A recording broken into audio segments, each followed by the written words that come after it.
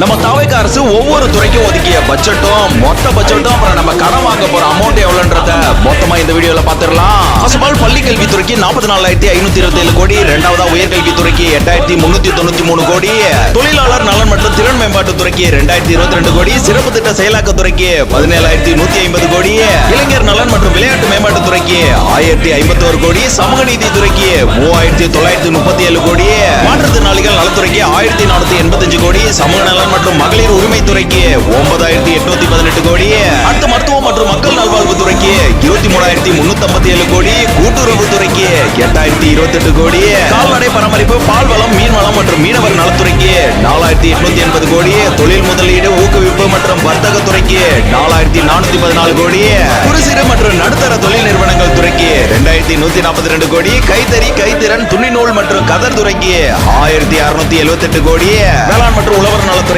14,984 கோடி, செயற்கை நுண்ணறிவுக்கு 398 கோடி, எரிசக்தி துறைக்கு 15,828 கோடி, வீட்டு வசதி மற்றும் நகர்ப்புற வளர்ச்சி துறைக்கு 8,852 கோடி, நகராட்சி நிர்வாகம் மற்றும் குடிநீர் வழங்கல் துறைக்கு 29,863 கோடி, நெடுஞ்சாலைகள் மற்றும் சிறு துறைமுகங்கள் துறைக்கு 21,524 கோடி, போக்குவரத்து துறைக்கு 13,561 கோடி, நீர்வளத்துறைக்கு 9,264 கோடி, சுற்றுச்சூழலுக்கு 1,762 கோடி, ஊரக வளர்ச்சி மற்றும் ஊராட்சி துறைக்கு 39,609 கோடி, உணவு மற்றும் நுகர்வோர் பாதுகாப்பு துறைக்கு 14,830 கோடி, மதுவிலக்கு மற்றும் உள்துறைக்கு 17,290 கோடி, வருவாய் மற்றும் பேரிடர் மேலாண்மை துறைக்கு 11,532 கோடி, முத்திரை தாள்கள் மற்றும் பத்திரப்பதிவு துறைக்கு 475 கோடி, அடுத்து வணிக வரிகள் துறைக்கு 651 கோடி, இயற்கை வளங்கள் துறைக்கு 438 கோடி, ஓய்வூதியத்துக்கு 47,240 கோடி, நீதி நிர்வாக துறைக்கு 2,486 கோடி, சுற்றுலா கலை மற்றும் பண்பாட்டு துறைக்கு 775 கோடி, கடைசியா இந்து சமய அறநிலையத்துறைக்கு 708 கோடிங்க. இப்ப மொத்தமா பட்ஜெட் போடுறப்ப